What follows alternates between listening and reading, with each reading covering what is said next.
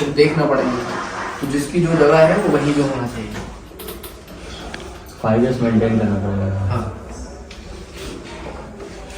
और हर company 5S को follow करती है।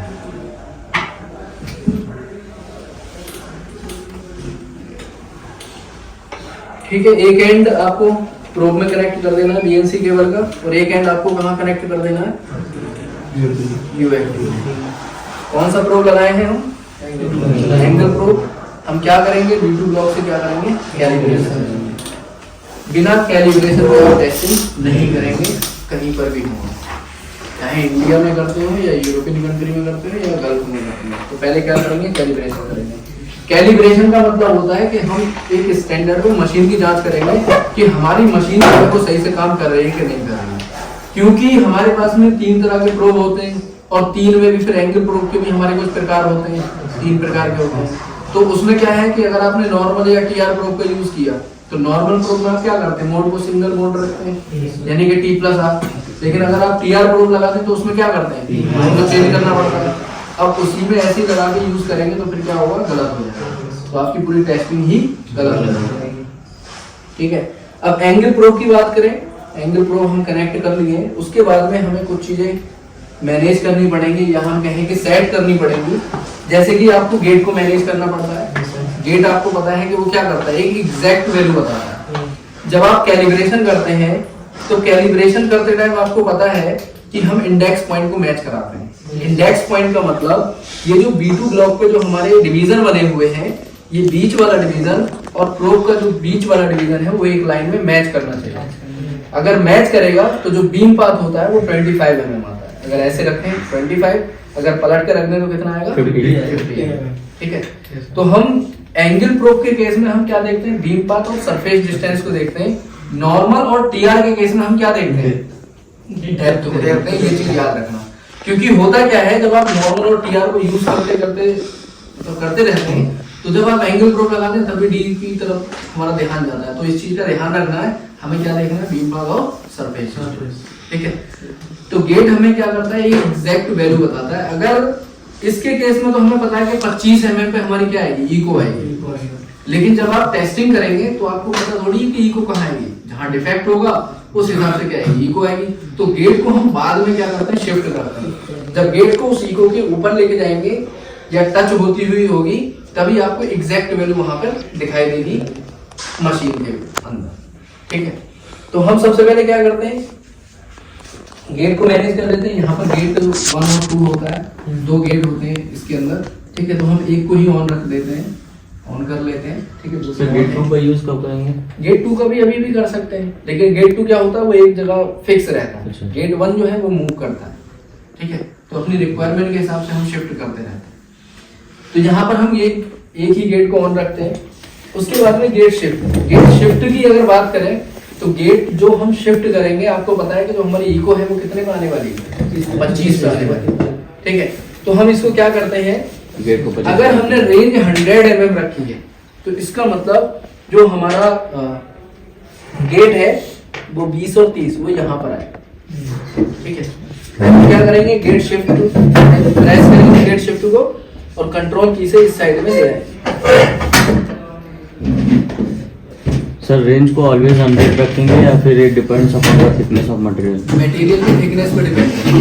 अभी बताएंगे कि अभी हम 100 रख ले रहे हैं कैलिब्रेशन के लिए। इसको भी क्लियर करते हैं कि रेंज रखेंगे। आपने एंटर किया, अब हम गेट देंगे। गेट हमारा छोटा है, थोड़ी सी इसकी विड्थ को भी बड़ा कर लेते हैं। गेट विड्थ पे प्रेस करेंगे और इसकी गेट जो विड्थ है उसको बढ़ा लेंगे। बढ़ती हुई नजर आ रही है।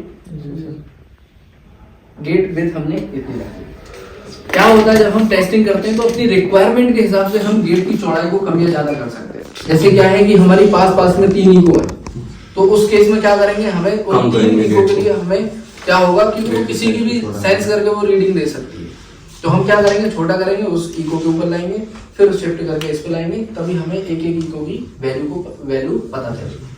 ठीक है, तो यहाँ पर हमने गेट डेप्थ को भी सेट कर दिया। अगर गेट हाइट की बात करें तो आप 70 से 80% के बीच में रख सकते हैं।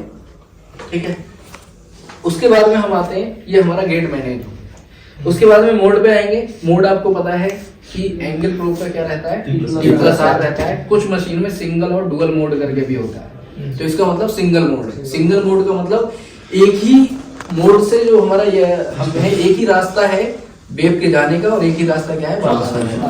ठीक है, एक ही पाथ है। तो ये हमारा मोड हो गया T+R। उसके बाद में वेलोसिटी प्रेस करेंगे।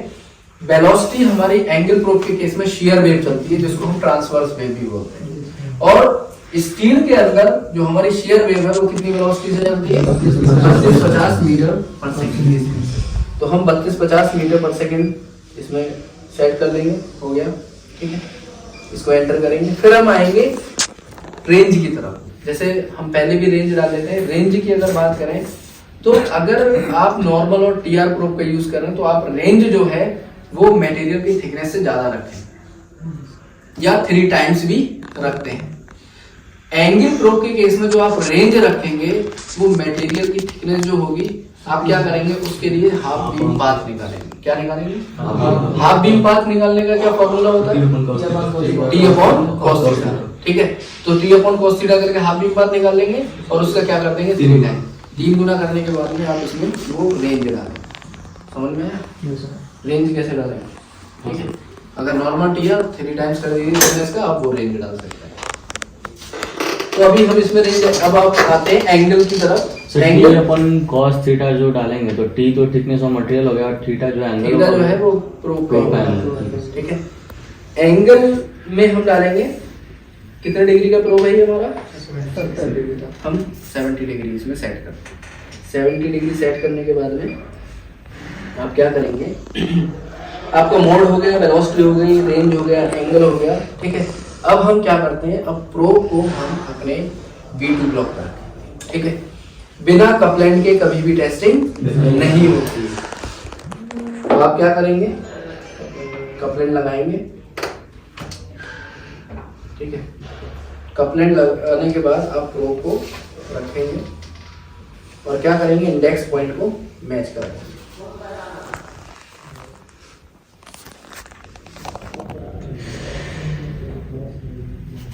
ठीक है, कितना आ रहा है 26.5